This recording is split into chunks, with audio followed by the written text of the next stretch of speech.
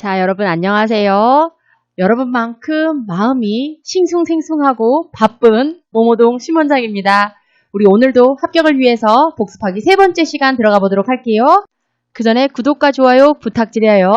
문제 빠르게 들어가 보도록 하겠습니다. 28번 대상자의 안전하고 쾌적한 실내 환경을 조성하는 방법으로 옳은 것은 1. 출입구의 문턱을 낮춘다. 2. 전체 난방보다는 국소 난방이 좋다. 3. 환기 시에는 바람이 대상자에게 직접 닿도록 한다. 4. 커튼을 직사광선에 조절한다. 5. 화장실 안을 볼 수 있도록 유리문을 설치한다.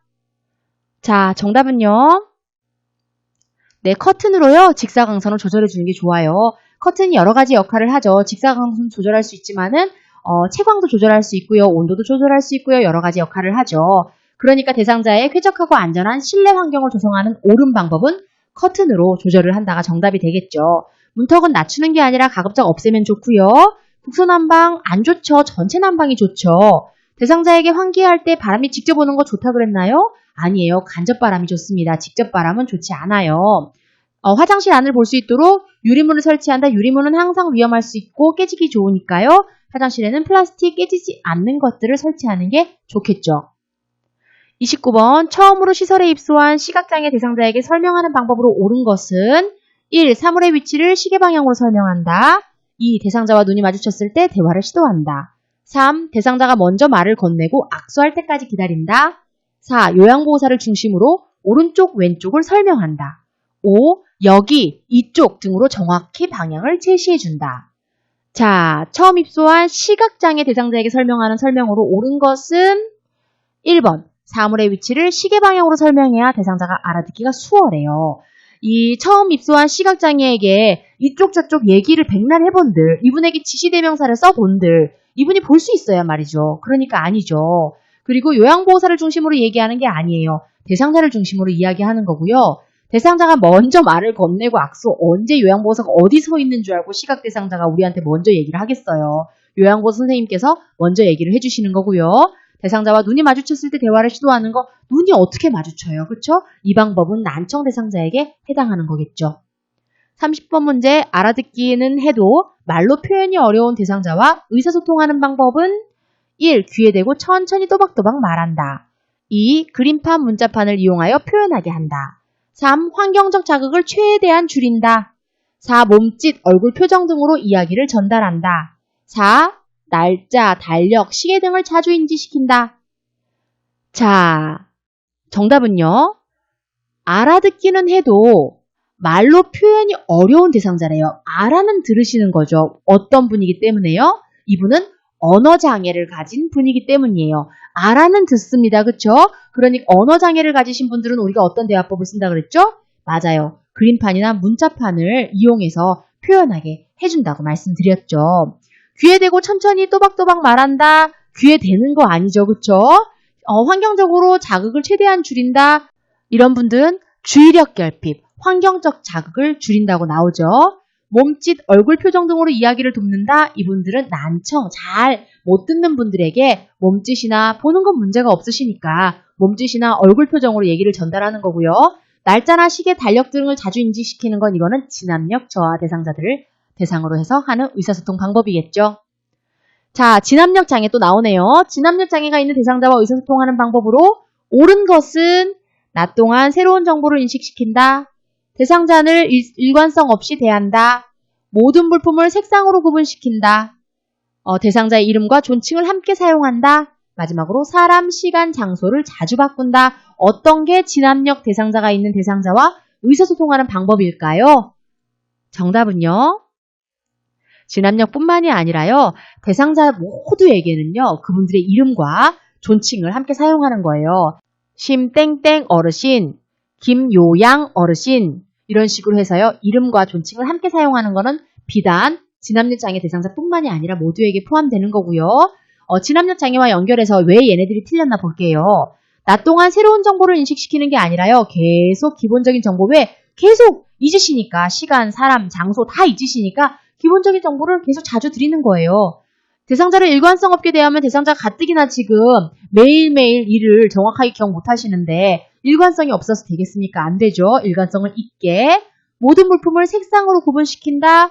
색상으로 구분시키기보다는 이름표를 붙이고 문서화시키는 게 정답입니다. 사람, 시간, 장소를 자주 바꾸면 당연히 안 되겠죠. 기존에도 기억이 어려우신데 자주 바꿔버리면 더 어렵겠죠.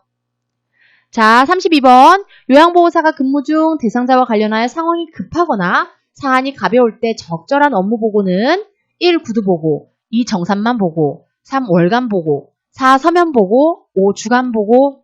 자, 정답은요? 네, 정답은 구두보고입니다. 요양보호사가요, 근무 중에 대상자와 관련해서 상황이 급하거나 사안이 가벼울 때는요, 그냥 말로만 한 보고를 하셔도 돼요. 그거를요, 우리는요, 구두보고라고 해요. 33번. 인지능력 저하로 자기 마음대로 생각하는 치매 대상자와 의사소통하는 방법은 1. 대화 주제를 자주 바꾼다. 2. 네, 아니요로 답할 수 있는 질문을 한다. 3. 대상자의 행동을 자의적으로 해석하여 의미를 파악한다. 4. 새로운 물건을 활용하여 대화를 시도한다. 5. 대상자가 반응하지 않으면 대화를 바꾼다. 자, 정답은요. 인지저하로 인해서 자기 마음대로 생각하는, 본인이 마음대로 생각하는 치매 대상자예요. 본인 마음대로 치매 대상자들이 요양보호사 선생님들이 그렇게 하지 않으셨음에도 불구하고 막 그렇게 했다라고 얘기하시기도 하고 그래요. 이런 분들은 대화가 아무래도 어렵겠죠. 그러면 어떤 의사소통을 쓰셔야겠어요? 네, 간단하게 대답할 수 있도록 네, 아니요로 대답할 수 있는 질문을 하는 게 좋다라는 거죠. 대화 내용을 가뜩이나 본인 마음대로 생각하시는데 자꾸 바꾸면 대화가 이어지지 않겠죠. 대상자의 행동을 자의적으로 내가 마음대로 해석하는 건 언제나 틀린 지문입니다. 새로운 물건을 활용하는 거 좋지 않아요. 있는 물건, 본인이 안정적으로 느끼는 물건, 항상 사용했었던 계속 내 눈에 익었던 물건을 쓰는 거예요. 대상자가 반응하지 않으면 대화를 바꾼다. 한 번 더 설명해 드린다가 더 맞겠죠. 대화를 막 바꾸거나 그런 게 원하는 것이 아니죠. 34. 시설에서 응급상황 발생했을 때 대처 방법으로 옳은 것은 1. 나이가 많은 대상자부터 처치한다. 2. 긴급을 요하는 대상자 손으로 처치한다.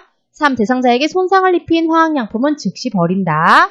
4. 대상자를 발견한 순서대로 처치한다. 5. 대상자를 가급적 빨리 옮긴다. 시설에서 응급상황이 발생했을 때 우리가 해야 될 대처 방법으로 옳은 걸 얘기하래요. 응급상황이 발생했을 때는요, 우리가 어떤 대상자 순으로 처치해야 돼요? 긴급을 요하는, 지금 당장 위험에 처해져 있는 그러한 어르신들을 위주로 처치하셔야 됩니다. 나이가 많다거나 손상을 입힌 화학제품 즉시 버린다. 이거랑 지금 내가 지금 즉시 뭔가를 버리거나 지금 그 얘기를 하는 게 아니죠. 그쵸? 대상자를 발견한 순서대로 처치한다. 가급적 빨리 옮긴다. 이런 것보다도 가장 중요한 거는요, 긴급을 요하는 대상자를 순서대로 처치한다가 가장 옳은 정답입니다. 35번. 호흡이 없는 대상자에게 심폐소생술을 할 때 가슴 압박을 하는 이유가 뭘까요? 가슴 압박을 하는 이유. 1. 폐에 산소를 공급하기 위해서. 2. 통증을 감소하기 위해서. 3. 심장과 뇌로 충분한 혈액을 공급해주기 위해서. 4. 의식 회복을 위해서. 5. 화병증을 예방하기 위해서. 호흡이 없는 대상자에게 심폐소생술을 할 때 우리가 가슴 압박을 하는 이유는 정답은 심장과 뇌에 충분한 혈액을 공급해주기 위해서 우리는 가슴 압박을 심장에다가 압박을 주는 거예요. 그래서 심장과 뇌로요, 혈액이 공급될 수 있도록 해주기 위해서예요.